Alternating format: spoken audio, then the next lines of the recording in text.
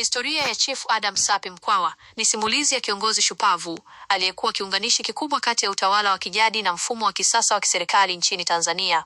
Alikuwa mjukuu wa shujaa maarufu Chifu Mkwawa wa Wahehe. Hapa kuna muhtasari wa historia yake. 1. Kuzaliwa na malezi. Adam Sapi Mkwawa alizaliwa mnamo mwaka 1920 huko Kalenga, mkoani Iringa. Alikuwa mtoto wa Chifu Sapi, mwana wa Mkwawa. Alikulia katika mazingira ya kifalme ya Wahehe, akijifunza mila, desturi na mbinu za uongozi tangu akiwa mdogo. 2. Elimu yake. Alipata elimu yake katika shule mashuhuri kwa wakati huo, shule ya serikali ya Iringa, Tabora Boys. Hapa ndipo viongozi wengi waasisi wa Tanzania, akiwemo Mwalimu Nyerere, walisoma. Makerere, Uganda, Saifu na Mtuyero Pile Matihu alisoma elimu ya juu na kuimarisha uelewa wake wa masuala ya kijamii na kisiasa. 3. Kuchaguliwa kuwa chifu Mtwa. Mnamo mwaka 1940, akiwa na umri mdogo wa miaka 20 tu, Adam Sapi alitawazwa kuwa Mtwa, chifu wa Wahehe baada ya kifo cha baba yake. Aliongoza kwa hekima na alifanikiwa kuleta umoja miongoni mwa watu wake wakati wa ukoloni wa Waingereza. 4. Mchango wake kitaifa. Adam Sapi hakuwa kiongozi wa Wahehe pekee. Alikuwa mzalendo aliyeshiriki kikamilifu katika harakati za kuelekea uhuru na ujenzi wa taifa. Spika wa bunge. Anajulikana zaidi kwa kuwa spika wa kwanza Mwafrika wa bunge la Tanganyika, baadaye Tanzania. Alishika nafasi hiyo kwa vipindi viwili, 1962, 1973 na 1975, 1994, akivunja rekodi ya kukaa kwenye nafasi hiyo kwa muda mrefu zaidi. Kufuta uchifu mstari wakati serikali ya Tanzania ilipoamua kufuta mfumo wa uchifu mwaka 1963 ili kuleta umoja wa kitaifa. Adam Sapi alikuwa mmoja wa machifu wa kwanza kuunga mkono jambo hilo, akitanguliza maslahi ya taifa mbele ya madaraka yake ya kijadi. 5. Kurudishwa kwa fuvu la Chifu Mkwawa. Moja ya matukio muhimu katika maisha yake ilikuwa ni harakati za kurudisha fuvu la babu yake, Chifu Mkwawa, kutoka Ujerumani. Mwaka 1954, Adam Sapi alishirikiana na gavana Edward Twining kufanikisha kurejeshwa kwa fuvu hilo Iringa, jambo ambalo liliwapa Wahehe na Watanganyika heshima kubwa. Sifa zake kuu: mstahimilivu. Alijua namna ya kuongoza bunge kwa usawa, hata nyakati za mabadiliko makubwa ya kisiasa. Mzalendo. Alikubali kuvua kofia ya uchifu ili kuwa raia na kiongozi wa serikali ya kidemokrasia. Mwanasiasa wa kimataifa. Aliwakilisha Tanzania katika mikutano mingi ya kibunge duniani. Adam Sapi Mkwawa alifariki dunia mwaka 1999.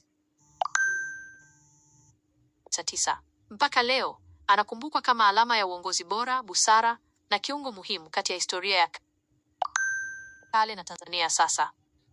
Je, ungependa nikueleze kwa undani zaidi kuhusu mchango wake katika kurejesha fuvu la Chifu Mkwawa au kuhusu kipindi chake akiwa spika wa bunge? 1. Jukumu lake katika kurudisha fuvu la Chifu Mkwawa. 1954. Hili lilikuwa tukio la kihistoria na la kihisia sana kwa kabila la Wahehe na kwa harakati za uzalendo Tanganyika. Asili ya fuvu. Msaada ya Chifu Mkwawa kujiua mwaka 1898 ili asikamatwe na Wajerumani.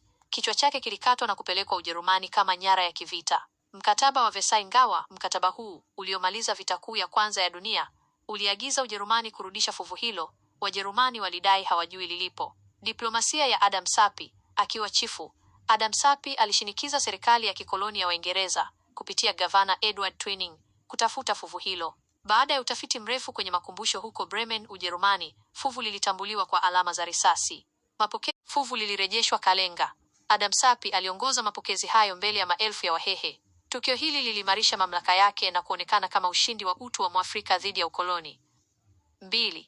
Adam Sapi akiwa spika wa bunge. 1962-1994.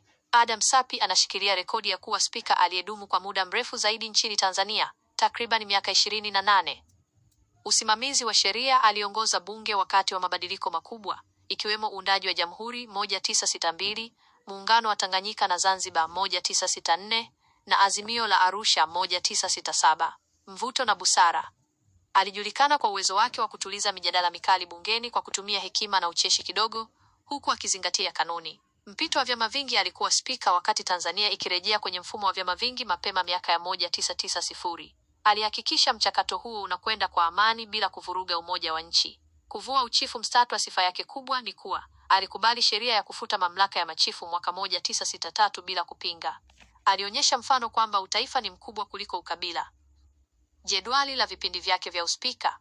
Kipindi: nafasi, rais aliyekuwepo 1962 1973.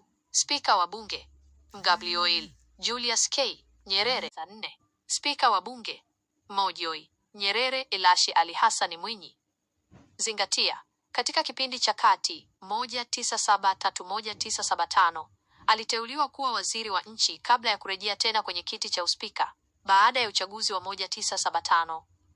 Je, ungependa kuelewa zaidi kuhusu namna fuvu la Chifu Mkwawa lilivyotambuliwa kule Ujerumani